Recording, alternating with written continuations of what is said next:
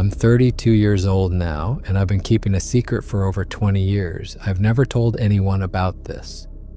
Not my parents, not my closest friends, not even my wife until recently. But I think it's time people knew the truth about what's been happening in the woods behind my family's property in rural Oregon.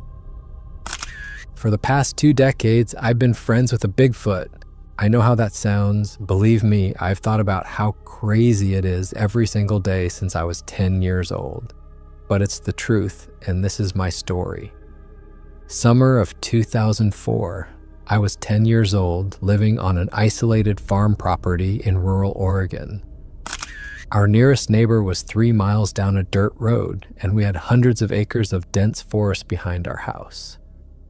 My parents both worked long hours. My dad ran equipment for a logging company, and my mom worked at the hospital in town. So I spent most afternoons alone exploring the woods. Looking back, they probably should have worried more about a 10-year-old kid wandering off into the wilderness by himself. But this was rural Oregon, and they'd both grown up the same way. As long as I was home before dark and knew how to avoid poison oak and rattlesnakes, I had the run of the place. The forest behind our property was old growth in some places, Douglas fir trees so tall you couldn't see the tops, their trunks wider than our truck. The ground was covered in ferns and moss, and there were deer trails everywhere. I'd follow those trails for hours, pretending I was an explorer or a tracker or whatever my 10-year-old brain was interested in that week. I'd been building a fort that summer about half a mile into the trees. Nothing fancy, just branches and logs I'd dragged into place to make walls and a roof. It was slow work for a kid my size. Some of those logs were heavy enough that I had to roll them into position rather than carry them. I'd spend entire afternoons arranging and rearranging branches to make the walls as solid as possible, weaving smaller sticks through the gaps to fill the holes. It was my private hideout, the place I'd go to read comics or just sit and think. I'd hauled in an old tarp to keep rain off, some plastic crates to use as furniture, even a couple of flashlights for when I stayed until dusk. The fort wasn't visible from any trail. I'd deliberately built it in a dense thicket of young alders where nobody would stumble across it by accident. That was part of the appeal. It was completely mine, completely secret, or at least I thought it was. But I started noticing things were different when I'd come back. Sticks I'd arranged would be moved. Rocks I'd stacked would be rearranged into different patterns. The first time I noticed, I figured I was just misremembering where I'd put things. Kids forget stuff. But then it kept happening. I'd come back the next day, and 3 logs I'd carefully positioned would be moved exactly 6 inches to the left. A pile of pine cones I'd collected would be arranged in a perfect circle. A flat stone I'd been using as a table would be flipped over. At first, I thought maybe there were other kids sneaking onto our property, but that didn't make sense. We were too far from anywhere.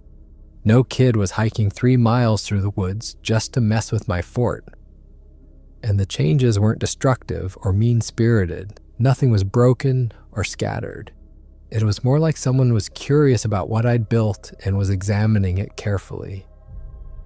I started paying closer attention. I'd arranged things in very specific ways before I left, then checked to see if they'd moved.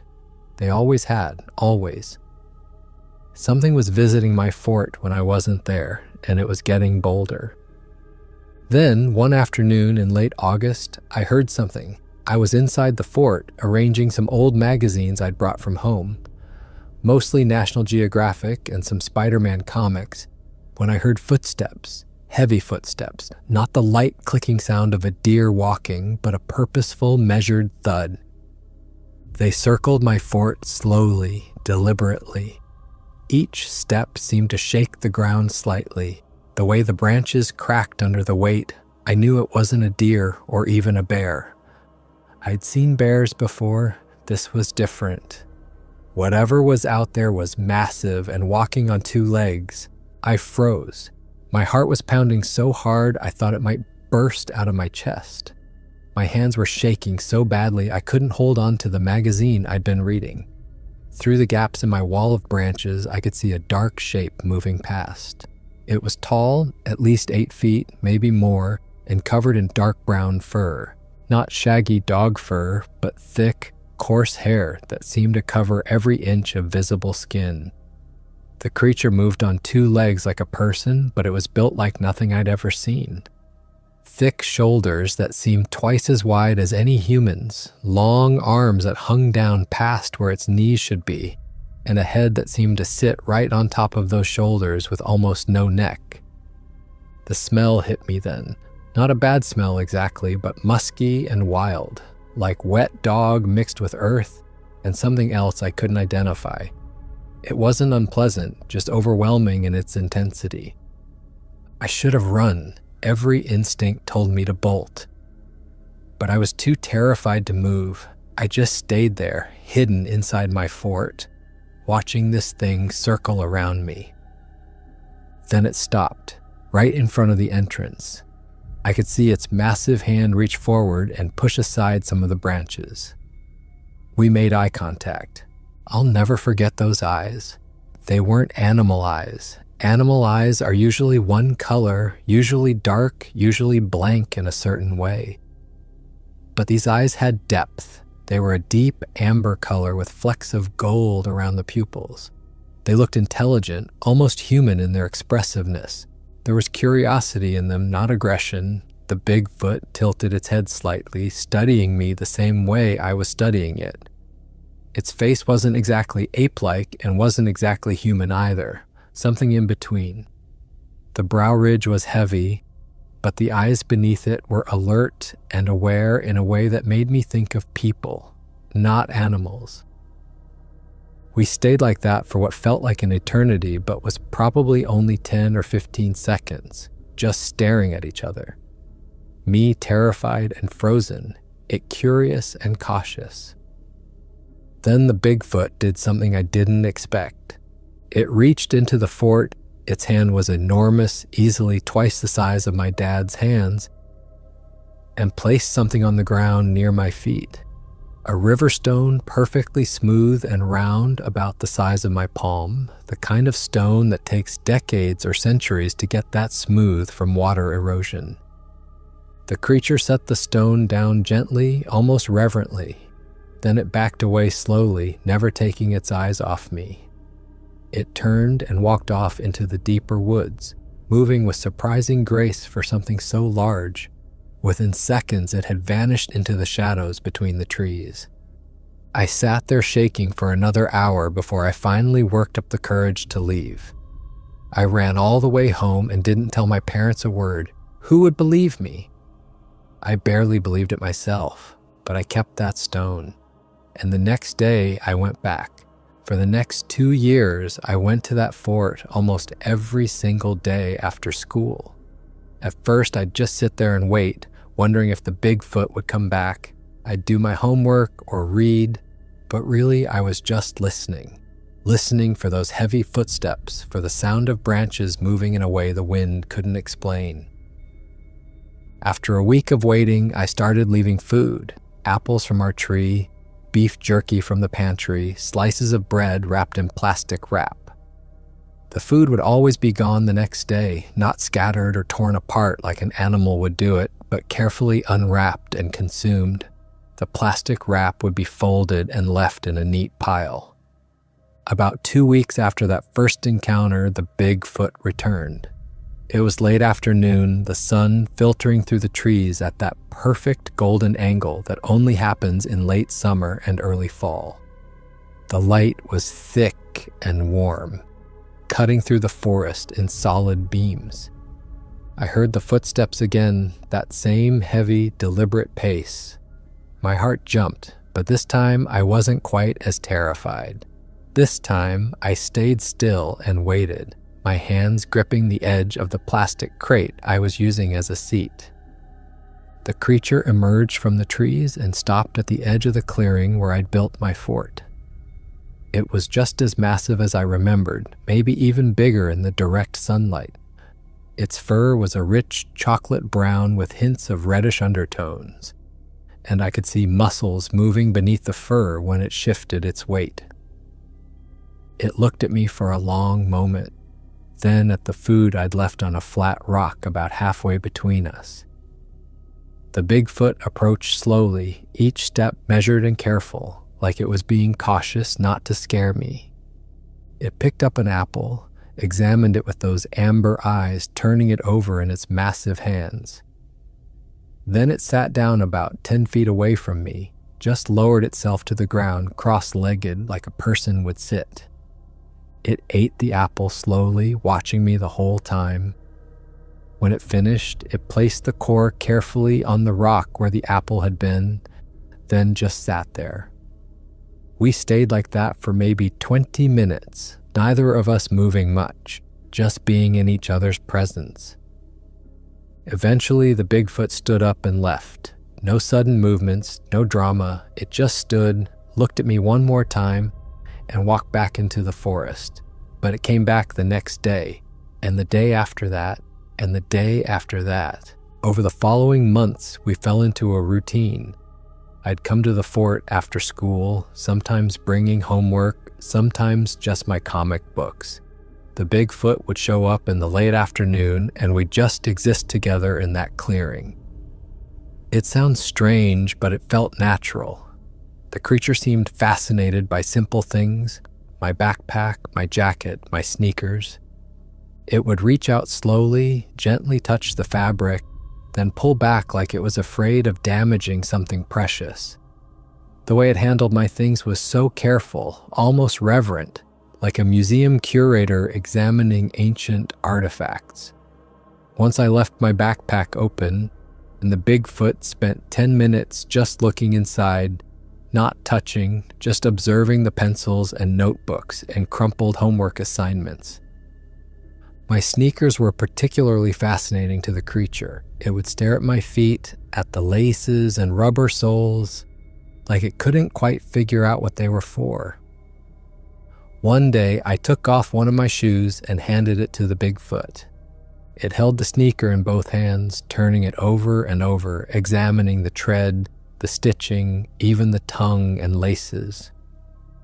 It brought the shoe up to its face and smelled it, then made a huffing sound that might have been amusement. Then it carefully handed the shoe back to me and gestured at my foot, like it understood I needed it. The Bigfoot was gentle in a way I never expected. When it moved around me, it was always slow and careful. It would make these rumbling sounds deep in his chest, almost like purring. When it seemed content, I started calling it the big guy in my head, though I never said it out loud. By the time I turned 11, the big guy was teaching me things. It started small. The Bigfoot would point at certain plants and shake its head vigorously. Hey, stay away from those. Then it would point at others and nod, pick some, and hand them to me. Edible plants. I learned to recognize salmonberry, thimbleberry, and huckleberry. I learned which ferns had edible roots if you knew how to prepare them. The Bigfoot showed me which mushrooms were safe. Oyster mushrooms growing on dead logs, chanterelles under the firs. And which ones to avoid. It would point at the deadly ones and make this sharp clicking sound with its tongue, then shake its head hard. The Bigfoot also taught me about water. Not all water in the forest is safe to drink, even if it looks clean. The creature showed me how to find clean water in the creek by watching where it bubbled up from underground springs. Those spots where the water came straight from deep underground were safe. The Bigfoot would cup its hands and drink from those springs, then step back and gesture for me to do the same. The water was so cold it hurt my teeth, but it tasted pure and clean. It also showed me things about the forest I never would have noticed on my own. How to tell which way was north by looking at moss growth on trees. How to read animal tracks in mud and know how long ago they'd passed by. How to move quietly through underbrush without making every deer in a half-mile radius bolt. The Bigfoot moved through the forest like a ghost despite its size, and it tried to teach me to do the same. It never spoke, obviously, but it communicated through gestures and demonstrations. It would do something, then wait and watch me try, patient as anything. Looking back now, I realize it was treating me the way you'd treat a young child you were trying to protect, teaching me to survive in its world. I started spending more and more time in the woods. My parents thought I was just a nature kid, always playing outside. They had no idea I was sitting with an 8-foot-tall cryptid, doing my math homework while it foraged nearby. Those were probably the best years of my childhood. Everything felt simple and pure. I had a secret friend that no one else knew about, a friend who existed outside the normal world of school and homework and all the things that felt complicated when you're a kid.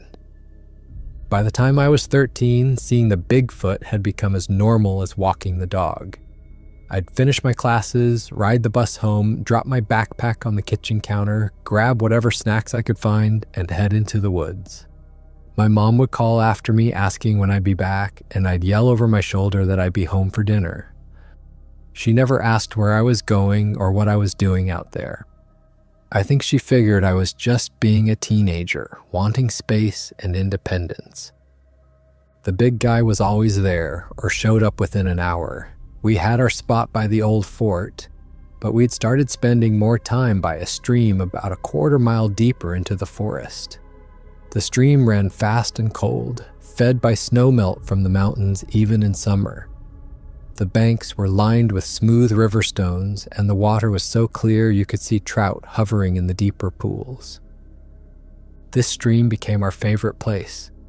There was a flat rock that jutted out over the water, big enough for both of us to sit on comfortably. Well, comfortably for me.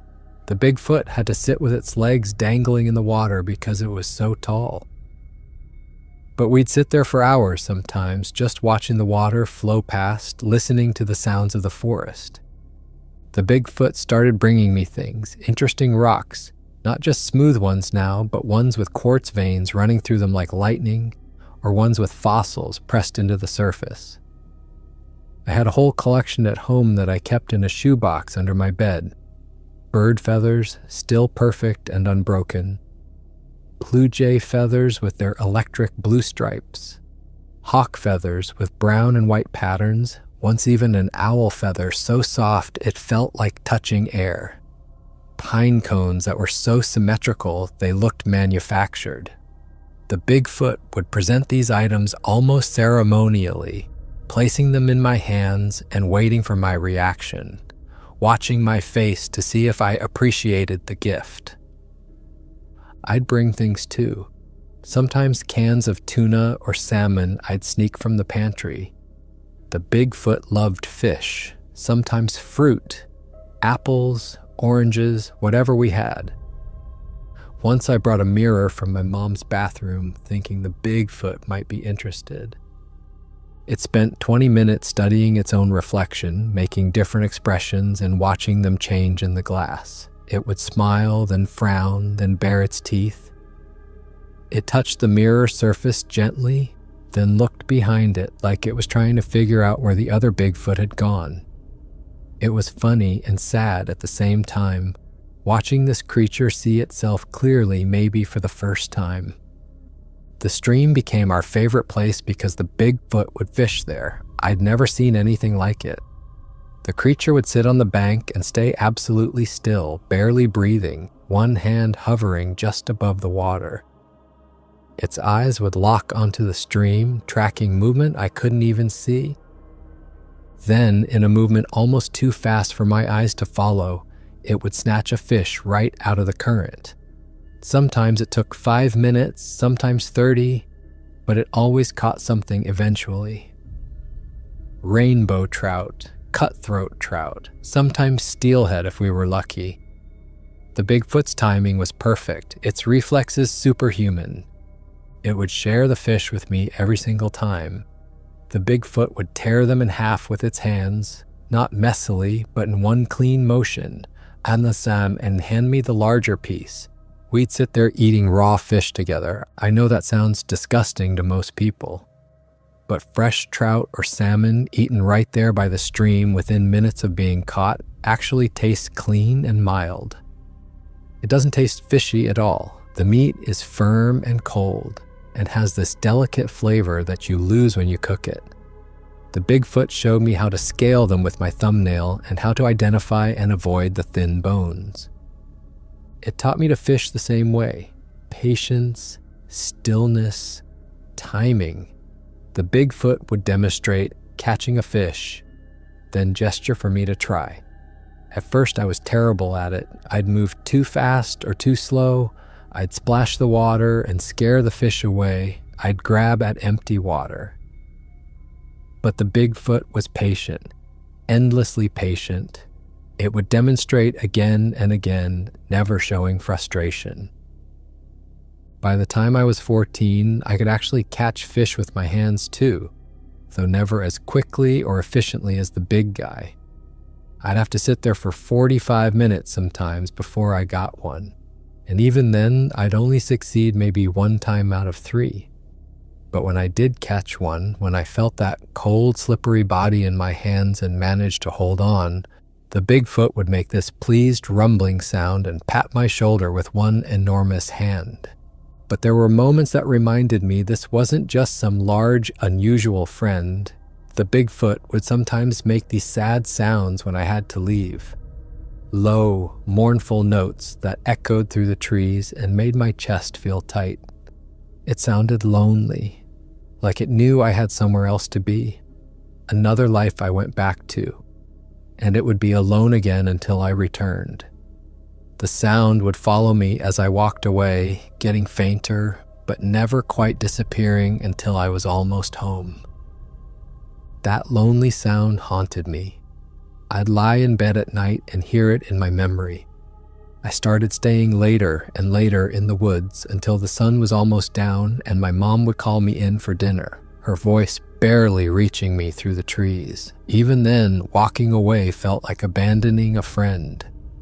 The Bigfoot would watch me leave every time, standing at the edge of our clearing, and I'd look back and see its silhouette getting smaller until the trees blocked my view. I wondered sometimes what the Bigfoot did when I wasn't there. Did it have other friends? Did it spend time with the others I'd seen evidence of in the caves? Or was it alone, just waiting for me to come back?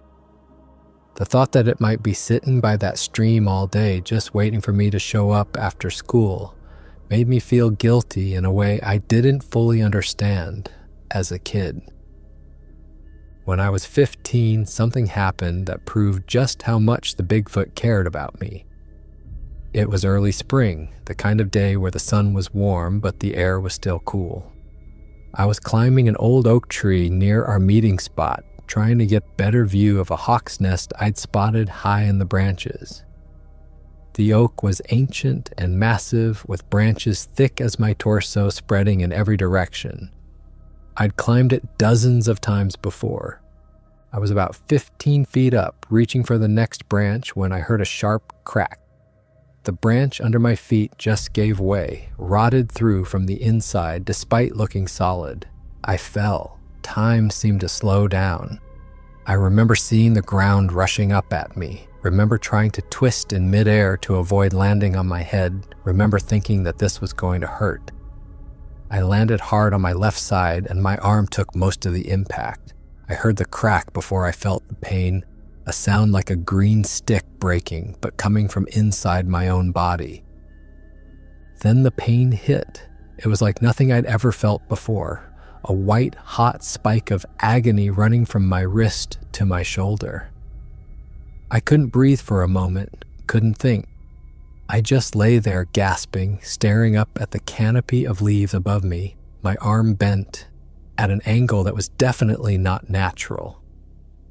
The Bigfoot was beside me in seconds. I hadn't even heard it approach.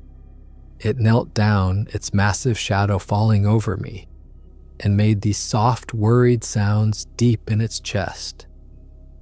The creature examined my arm with surprising gentleness, barely touching it, looking at the wrong angle and then at my face. It could see I was hurt badly. I was crying by then, partly from pain and partly from fear. I was far from home, my arm was definitely broken, and I had no way to call for help. My phone was in my backpack, and I couldn't move without waves of nausea washing over me. The Bigfoot made a decision. It scooped me up like I weighed nothing, cradling me against its chest the way you'd carry a small child. One arm supported my back, the other was under my legs, and it held my broken arm carefully against my body so it wouldn't move. The creature moved through the forest faster than I'd ever seen it move, but somehow the ride was smooth. It avoided branches, stepped over logs and rocks, navigated the terrain like it had every root and stone memorized. I could feel its heart beating against my side, strong and steady and reassuring. The Bigfoot carried me all the way to the edge of the tree line, right where our backyard started. It was the closest it had ever come to my house, closer than I thought it would ever dare to go. It set me down gently on the grass, so carefully that I barely felt the movement. Then it looked at me one more time with those intelligent amber eyes. And I saw worry there, genuine concern. It touched my cheek with one finger, a gesture so gentle and human that it made me cry harder. Then the creature retreated into the shadows of the forest, disappearing before my mom could see it. My mom saw me from the kitchen window and came running out. She was panicking, asking what happened, how I got home, why I didn't call. I told her through tears that I'd walked back on my own after falling from the tree. It was a lie, but I couldn't tell her the truth. How could I explain that an 8-foot-tall cryptid had carried me home? She'd think I was delirious from the pain. She rushed me to the emergency room where they set my arm in a cast. The doctor said I was lucky it was a clean break, that it would heal fine. For the next 6 weeks, I couldn't go into the woods. I was trapped at home, arm immobilized in plaster, and all I could think about was the Bigfoot. Those 6 weeks felt like 6 months. I'd stand at the edge of our yard, looking into the forest, wondering if the Bigfoot thought I'd abandoned it. Wondering if it was waiting by the stream every afternoon, confused about why I wasn't there. I tried to tell my mom I needed to go for a walk in the woods, but she wouldn't let me. Too dangerous with a broken arm, she said. What if I fell again? So I waited, counting down the days until the doctor said the cast could come off. When I finally went back, the first day my cast was removed, I was worried the Bigfoot would be gone, that it would think I'd forgotten about it or moved away or just stopped caring. I practically ran to our spot by the stream, my newly freed arm still stiff and weak. But the Bigfoot was there, waiting like it had been waiting every day for 6 weeks. When it saw me, it made this huffing sound that might have been relief or happiness or both. It approached slowly, and I held out my arm to show the Bigfoot. The cast was off, but my arm was pale and thin from being immobilized so long. The creature touched the arm gently, curiously, running its fingers over the place where the break had been. Then it looked at my face, and I swear I saw relief in those eyes. It had been worried, too. That's when I truly understood this wasn't just habituation or curiosity on the Bigfoot's part. This creature actually cared about me. We weren't just two beings that happened to share space. We were genuinely friends. The Bigfoot had saved me when I was hurt, had carried me home, had waited for me to come back. That kind of loyalty, that kind of care, that's what friends do for each other. High school changed things, but not in the way you might think. I got busier with homework and started having to help more around the farm, but I still made time for the woods, for the Bigfoot. By then, I was bringing camping gear, a sleeping bag, a small tent, some supplies. My parents thought I was just camping out, being a teenager who wanted independence. They didn't know I was spending those nights with a cryptid standing guard over me, because that's what the Bigfoot did. Whenever I stayed overnight, it would position itself between my camp and the deeper forest, watching, protecting. I felt safer out there, alone in the wilderness with an 8-foot-tall Bigfoot, than I did anywhere else. I saw it defend me once. I was 17, camping on a Friday night in early fall. I woke up to a sound I'd never heard before, a cross between a scream and a growl. I unzipped my tent to see a mountain lion about 40 yards away, crouched low, watching me. Before I could even process what was happening, the Bigfoot appeared from the shadows. It didn't attack the mountain lion, it just stood there, drew itself up to its full height, and roared. The sound was so deep and powerful I felt it in my chest. The mountain lion took one look at the Bigfoot and vanished into the darkness. Just like that, the Bigfoot turned to me, made sure I was okay with those eyes, then settled back down about 20 feet from my tent. I didn't sleep much the rest of that night, but I felt completely safe. It was around this time when I was 17 that the Bigfoot showed me something I'll never forget. One Saturday afternoon in late summer, instead of our usual routine of sitting by the stream or walking familiar trails, the creature gestured for me to follow it.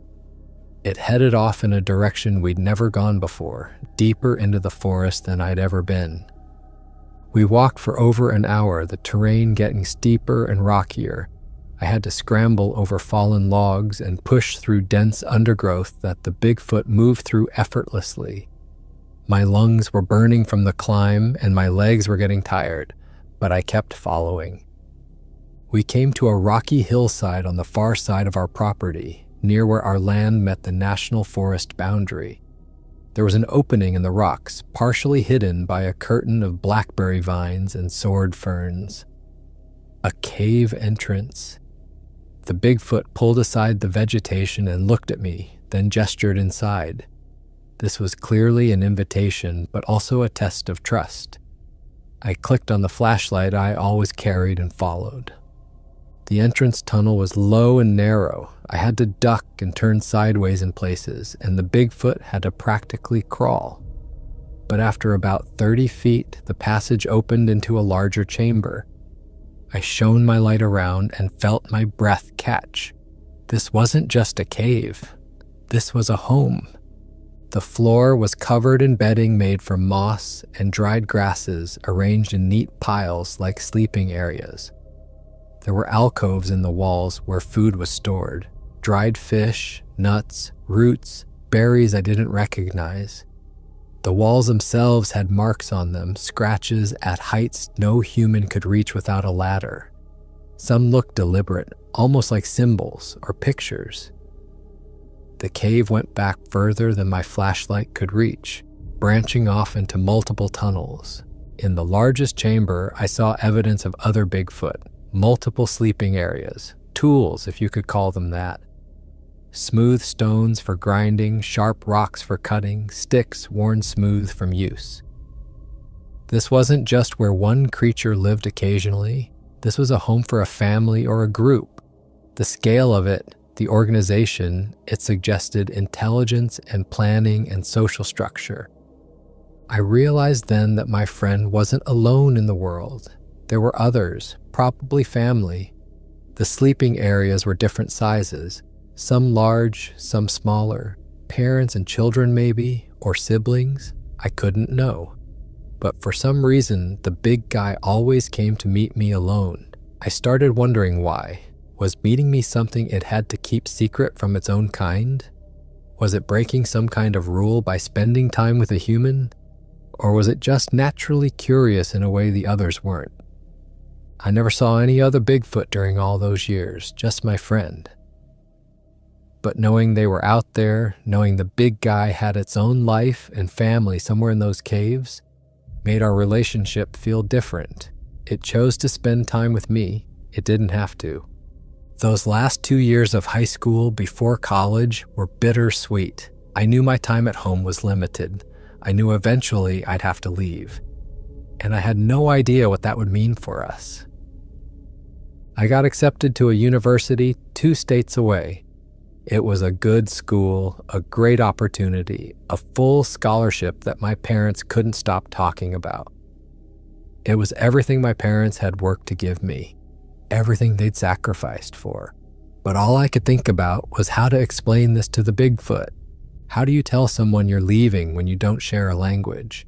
How do you make them understand that you're not abandoning them, that you'll come back, that nothing between you will change when you're not even sure yourself if that's true? My last visit before leaving for college was in late August, right before my 19th birthday. The summer heat had finally broken, and there was a coolness in the air that hinted at fall coming. I went to our spot by the stream one final time, my chest tight with emotions I didn't know how to process. The Bigfoot was there, like always, sitting on our flat rock with its feet in the water. But something felt different this time. The creature seemed to sense that something was wrong, that this visit wasn't like the hundreds of others before it. I tried to explain through gestures. I pointed at myself, then toward the direction of town, then made a walking motion with my fingers. The Bigfoot watched intently. I pointed at the sun, then made big circles with my arms to indicate lots of time. I held up fingers, trying to show months, though I don't know if it understood. When I finally stood up to leave, my legs felt heavy. The Bigfoot stood too, and for a moment we just looked at each other. Then it walked with me all the way to the tree line. This was unprecedented. Usually, it stopped well before the open ground near our house, staying hidden in the shadows where no one from the house could possibly see it. But this time it came right to the edge of the forest, right to where the trees ended and our yard began. It stood there in the fading evening light as I walked backward across the yard, not wanting to lose sight of it, not wanting this to be the last time. The sound it made then, I can still hear it perfectly in my memory. Low and drawn out, and unmistakably sad. It started as a rumble in its chest and became this mournful cry that echoed across the yard and into the forest beyond. It sounded like the creature was crying, if such a thing is possible. It sounded like grief, my vision blurred with tears, and I couldn't tell if the Bigfoot was crying too, or if it was just my imagination. I took off my favorite jacket, an old denim thing I'd worn for years, and walked back to the tree line. I hung it on a low branch where the Bigfoot could see it. I pointed to it, then to myself, then back to it. A promise. I'll come back. The Bigfoot touched the jacket gently, then looked at me one more time before disappearing into the forest. I cried the whole drive to college. I came home every chance I got those first few years. Thanksgiving break, Christmas, spring break, summer vacation. Every single time I went straight to the woods. And every single time the Bigfoot was there. My jacket was still hanging on that branch, weathered and faded, but exactly where I'd left it. We'd pick up like no time had passed sitting by the stream or walking through the forest. But the visits were shorter now. I had less time, more obligations, papers to write, exams to study for, internships to prepare for. The woods started feeling like something from my childhood, a place I was outgrowing. I felt guilty every single time I had to leave. The Bigfoot would make that sad sound again, and I'd promised to come back soon. But soon kept getting longer and longer. By my junior year, I started dating someone. By senior year, I was thinking about my career, about where I wanted to live, about the future. The woods and the Bigfoot felt further away, like a dream I was waking up from. During winter break of my senior year, I went to the woods one last time before graduation. The Bigfoot seemed different, sadder maybe, or maybe I was just projecting my own feelings. We sat together by the stream in the cold, our breath forming clouds in the air. I wanted to explain that I was growing up, that this was what happened, that I'd always remember our time together. But how do you say goodbye to someone you've known since you were 10 years old? How do you explain that you're becoming someone different, someone with obligations and expectations, and a life that doesn't include sitting in the forest with a cryptid? I didn't say goodbye, I just promised to come back, like always. But this time, I think we both knew it was a lie. After graduation, I got a job in a different state. Good pay, good benefits, career advancement, everything I'd worked toward. I moved away from home and barely visited. When I did come back for holidays, I'd tell myself I'd make time to go to the woods, but I never did. There was always something else, helping my parents with projects around the house, seeing old friends from high school, catching up on sleep. The truth was simpler and uglier than that. I'd convinced myself that part of my life was over. The woods, the Bigfoot, all of it belonged to my childhood. I was an adult now with adult concerns and responsibilities. I told myself the Bigfoot had probably moved on too, that it was fine, but I thought about it more than I wanted to admit. Late at night, in my apartment, I'd remember sitting by the stream with the big guy.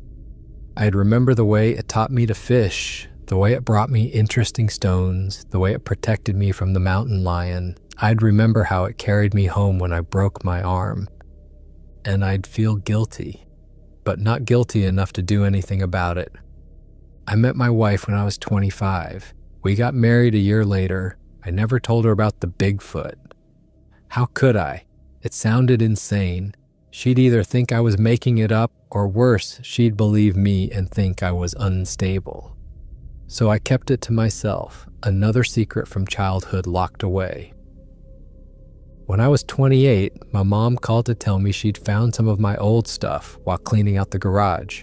Childhood books, some toys, other random things, and a box of those stones the Bigfoot had given me all those years ago.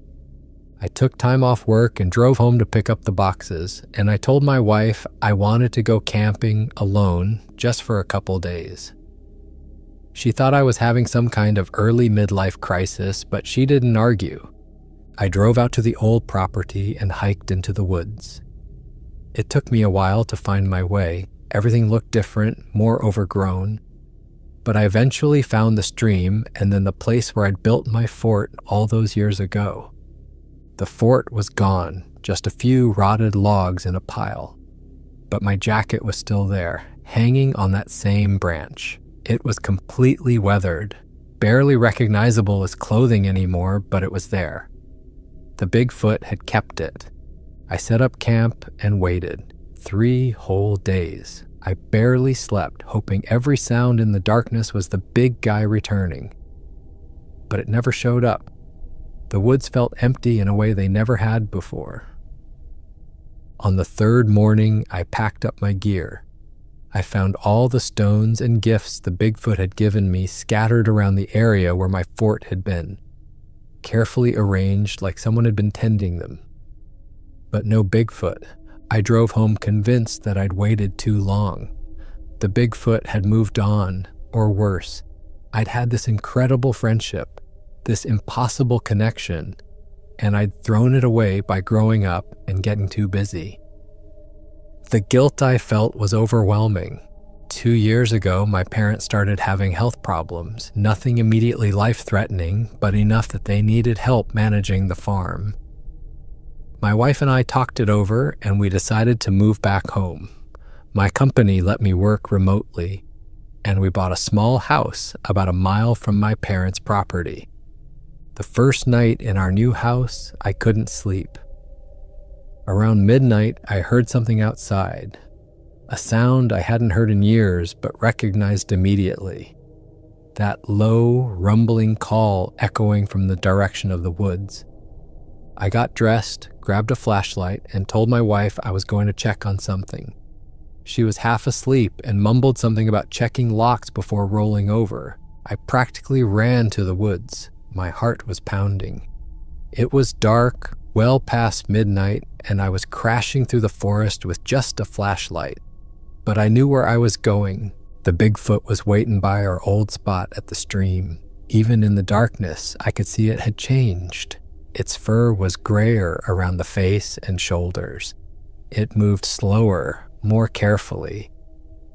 But those eyes were exactly the same. I don't know what I expected. Anger, maybe. Resentment for abandoning it for so many years.